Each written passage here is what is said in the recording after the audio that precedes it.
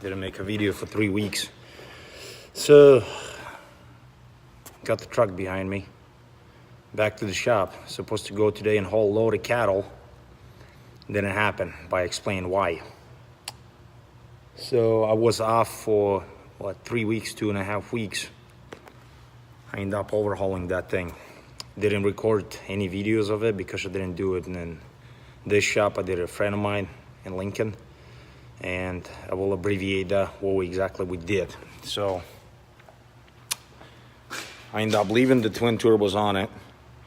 The head is the same one that the truck came with. The parts I replaced is a oil cooler. I ended up buying off the market, not the factory. Obviously all new gaskets, new bearings on that tensioner, new rod bearings, new cylinder pack, redid the injector cups in the head, and I ended up putting a 6-pack, 6 new injectors. Left the old wire harness in there.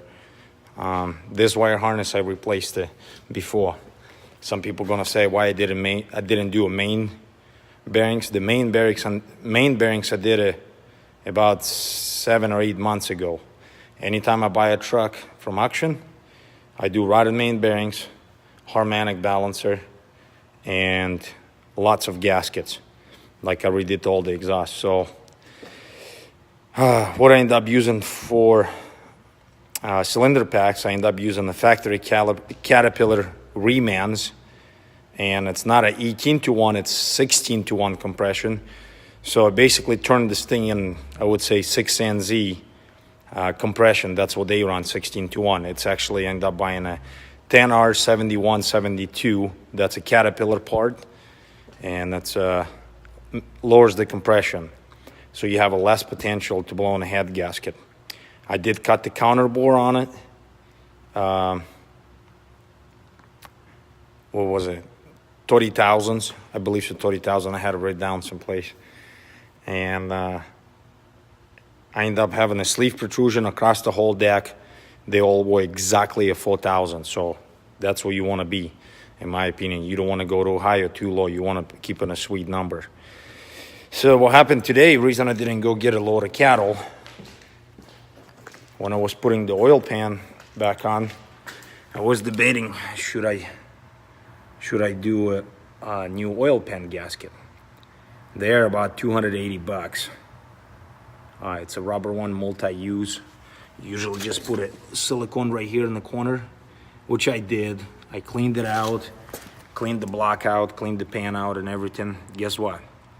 I stop at the truck stop, and I see something like steaming a little bit, and that wasn't it. So I looked underneath it and I saw this wet spot right here.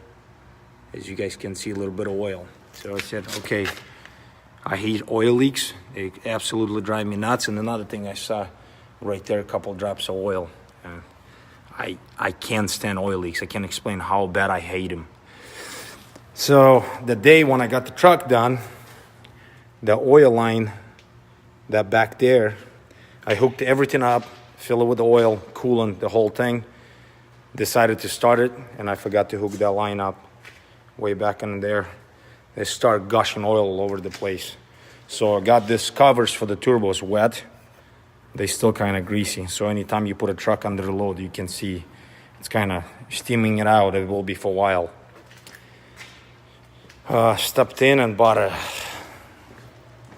oil pan gasket. That's what it looks like. It's a rubber one. This freaking thing is 286 bucks. I couldn't believe it. So results on 16-to-1 compression difference. Truck runs absolutely beautiful. Like I'm blown away how much power this thing has. I do have an ECM crank at the 625. The valve actuators were not deleted.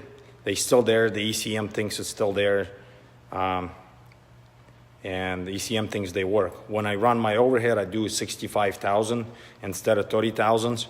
So they active, but they don't do nothing. So they don't pop off. If anybody knows what the VVAs do, they don't they don't release the combustion chamber pressure. So they're active, but they're not working.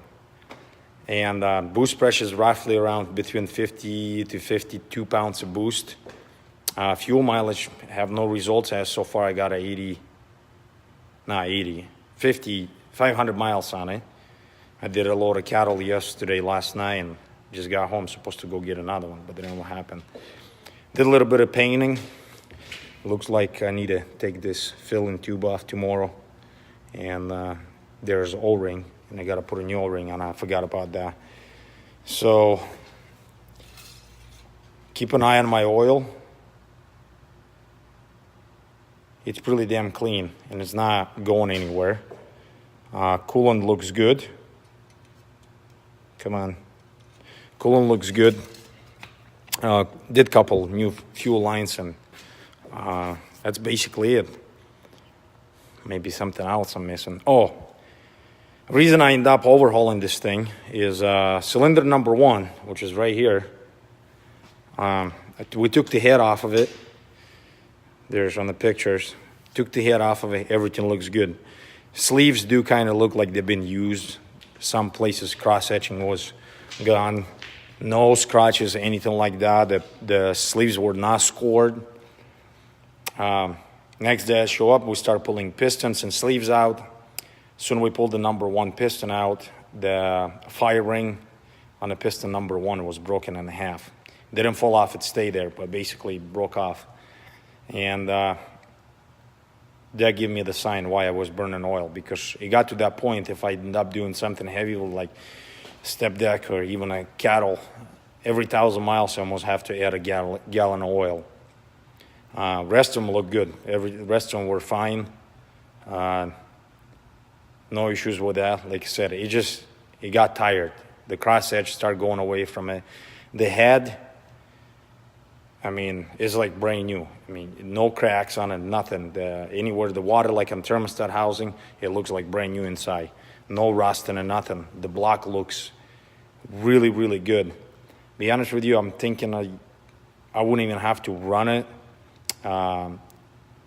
Did cut the counter bores, but since I already been there, I end up doing it. And seems pretty good, besides my own stupidity not to put the oil pan, brand new oil pan gasket. I wish I did that, but that's basically it. And I stopped in today and got a bubble, washed it, wash off the salt off of it. The guys did a really good wash on it. But everything runs good. So far, so good. And no complaints. Next thing we're going to do is the tires. I'm about to come up to the tires, maybe another month and a half or 2.